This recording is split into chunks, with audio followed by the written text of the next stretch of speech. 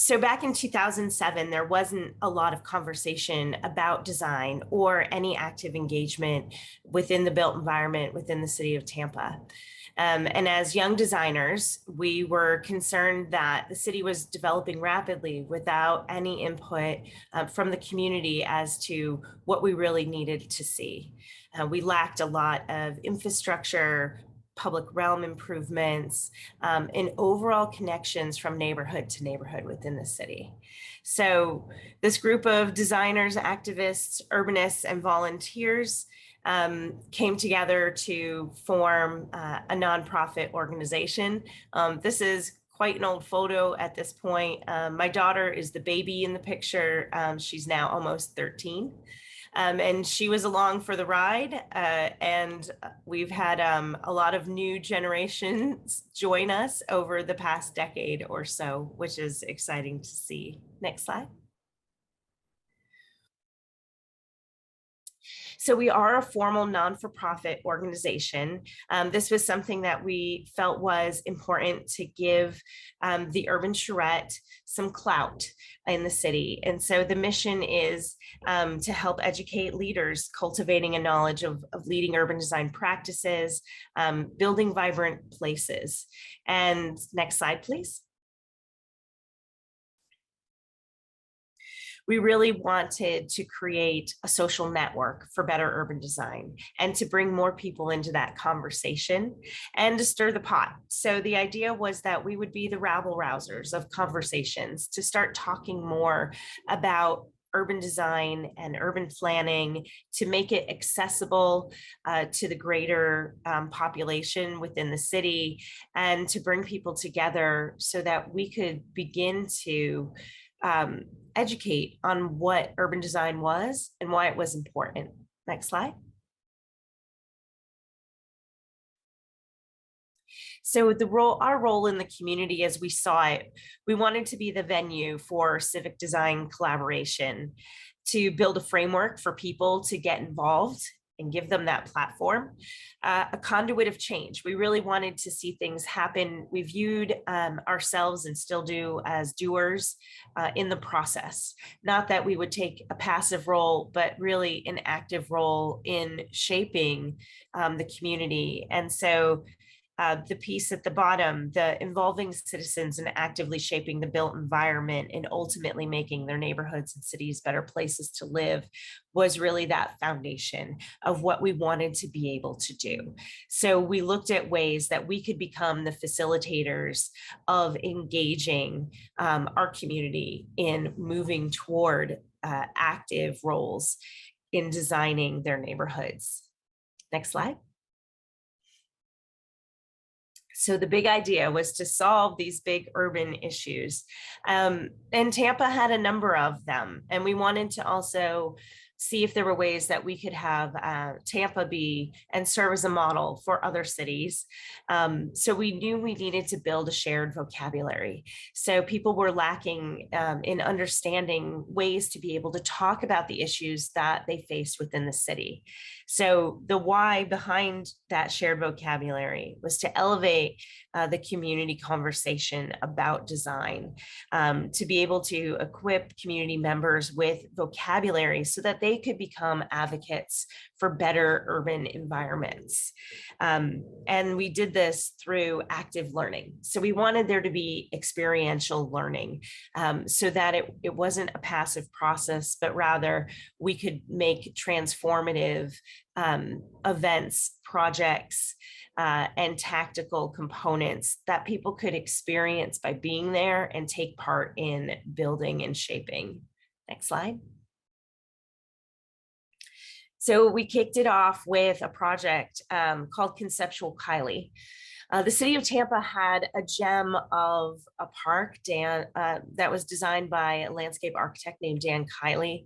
The park was designed from the perfect ratio. It was in conjunction with Rivergate Tower, which was also designed off of that Fibonacci sequence. And so it really was a design marvel, but due to lack of maintenance from the city, the park fell into disrepair. We worked hard to be able to moderate some of those issues that were happening with the original tree plantings. This is really Tampa's first green roof, and it is a park over top of a parking garage that sits along the riverfront. So it was early in its time for being a green roof, and it faced some structural challenges. But the city, instead of working with the groups that wanted to try to restore and save the trees that were there, went and cut them down unexpectedly. And so stumps were left in place of where the trees once stood. You can see the photo at the center is what the aftermath was. So the park was in bad shape. The city has since, after a lot of advocacy, restored the groundwork of the park, and that is the image on the right. But unfortunately, we don't have the trees back yet. So even though this project took place back in 2007, with us having artists make faux trees to stand where the original trees once stood as a way to bring attention to the park, we haven't gotten the full trees back yet. We're hoping that this is something that we'll see in the future, but it has taken a long time to get to where we are here. Next slide, please. Following that project, we knew we needed a larger platform to be able to engage more citizens within the city of Tampa. And so we wanted to use all of the resources that were at our fingertips. One of them happened to be the AIA Communities by Design program for the Sustainable Design Assistance team. So we wrote an application. We really worked hard on that application. It was extensive. We worked to gain support from the city of Tampa. We were one of the first young professional organizations to receive this technical assistance grant from the AIA. And typically it would be a municipality that would receive it. But we felt it was really important. Next slide, please. And that it would help us bring together those people that hadn't been in the room together before. And so it did bring together our municipal leaders, county officials, our planning agencies, elected officials, community leaders, organizations, citizens, students, and the business community. And so the process really did become a platform for beginning conversations that had never taken place before, and how we could begin to have connections, both socially, that would eventually lead to those physical design connections that we were looking for throughout the city of Tampa. Next slide.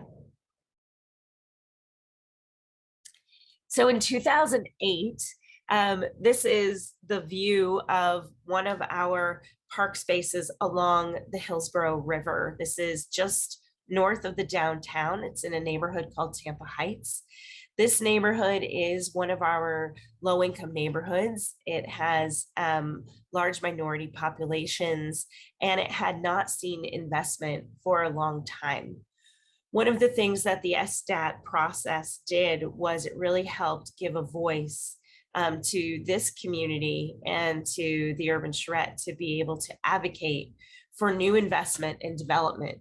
So though we were not the agency that built these projects that I'm going to show you next in these slides, we did have a strong voice in what took place, how they happened, and what was included in them. Next slide. So this is the restored park that we see now. So this is a natural component that was restored along the Hillsborough River. This is now one of the largest vistas that we have within that park space along the waterfront.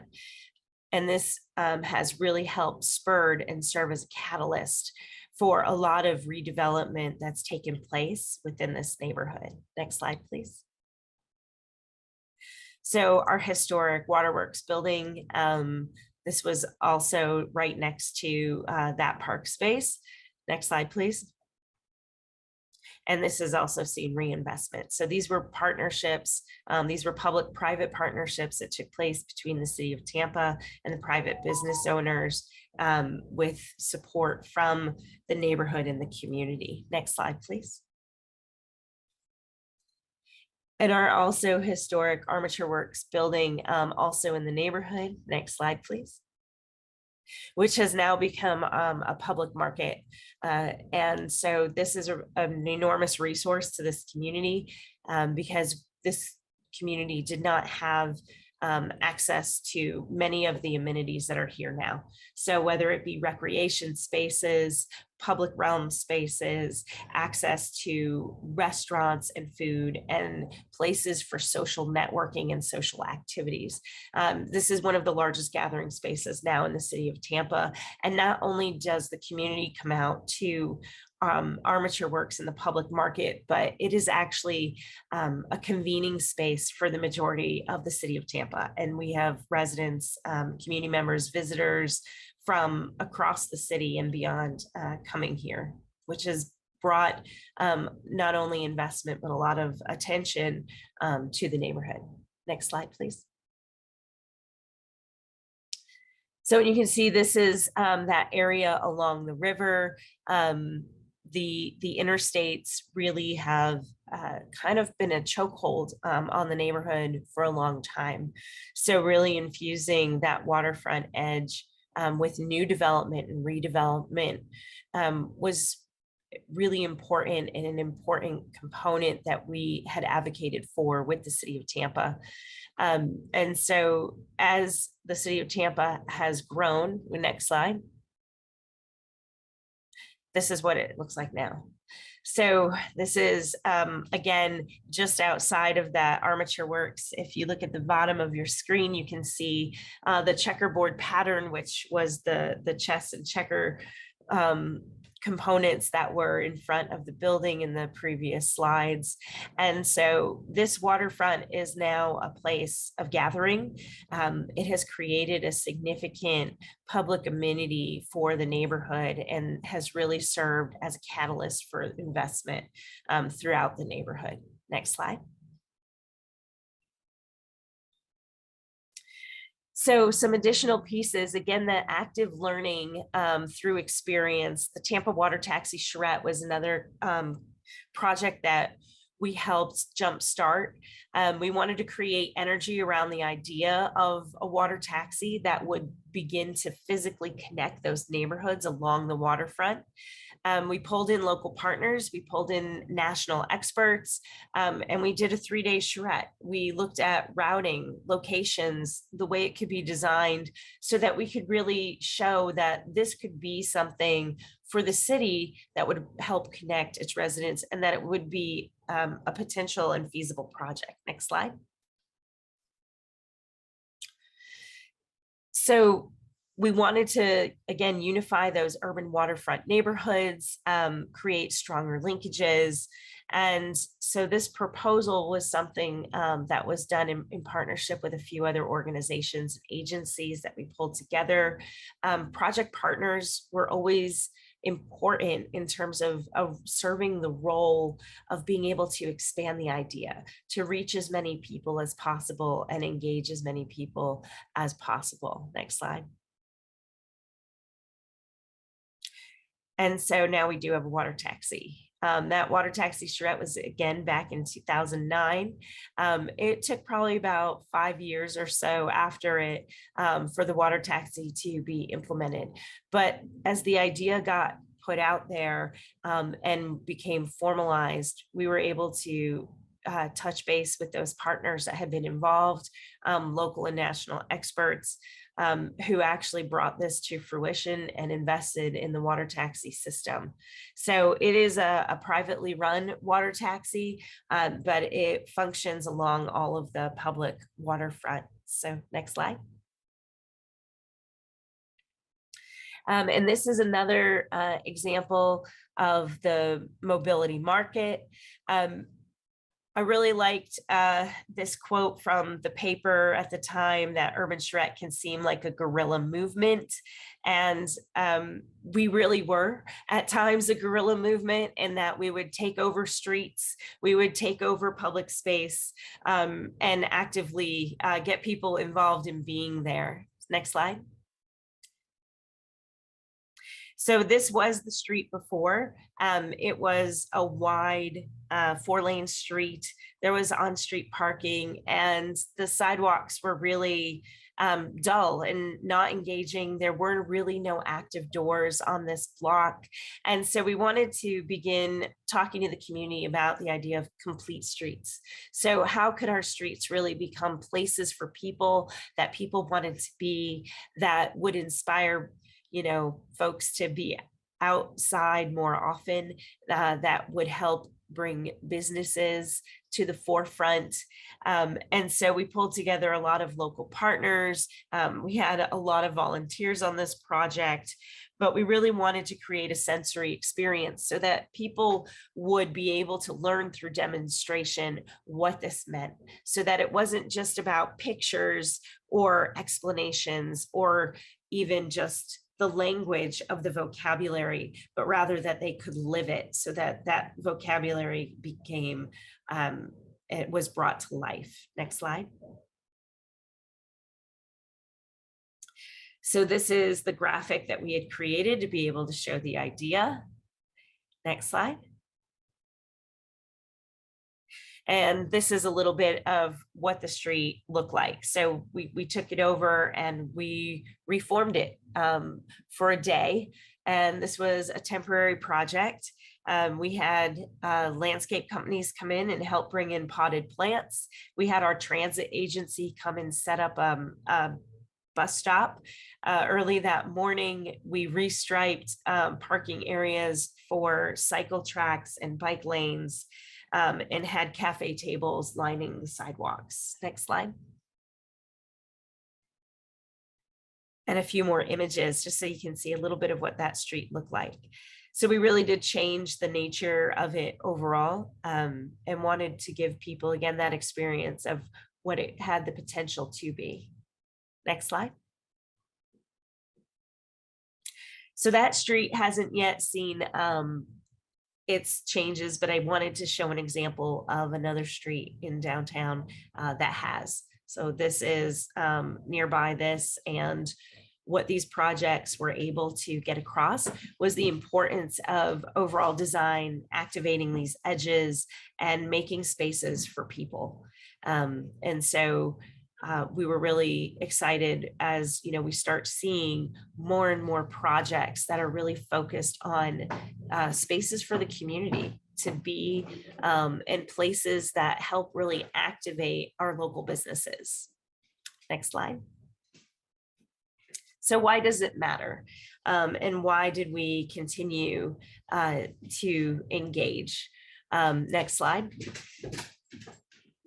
So we realized that in order for this to really take hold, for the community to really truly be empowered in terms of being able to shape their community, their built environment, their neighborhoods, that we still needed to get to more people.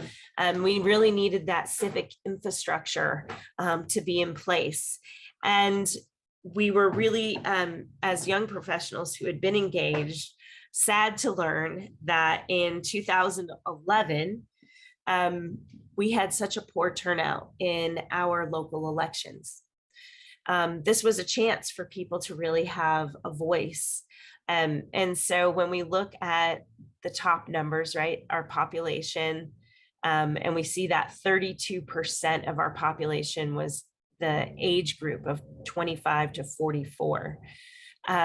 This is the largest part of our community, and they're also the most disengaged. So we wanted to make sure that they understood the importance of the democratic process within the community and how that played a role within their built environment. And so, having only a little under 5% of that group turn out for the mayoral election was something that really struck us as something that we needed to figure out, like how we could convey the importance of their involvement and how they could feel empowered to be part of the process. Next slide. Taryn, we should think to finish, like 1 minute or 2 minutes more, please. Great. Okay. So we went to the bars where they were. So Urbanism on Tap was one of those events that we started doing regularly. Next slide, please. Happy hours with All You Can Think, so that we could really start addressing the issues that were concerning young professionals. Next slide, please. And creating forums and new collaborations and spaces where people felt safe to be able to share and have these conversations. Next slide. And this is where I leave you. So energy, if not resources. And this is something that we found was really important because it was the energy of the organization and those that were engaged that really helped spread the word and get people involved. Recognizing the importance of partnerships, leveraging relationships, and building that shared vocabulary for the civic infrastructure. And so we've been able to continue this effort in a lot of ways. And now in my role at the university, we've been able to engage students in the process of working with and empowering communities.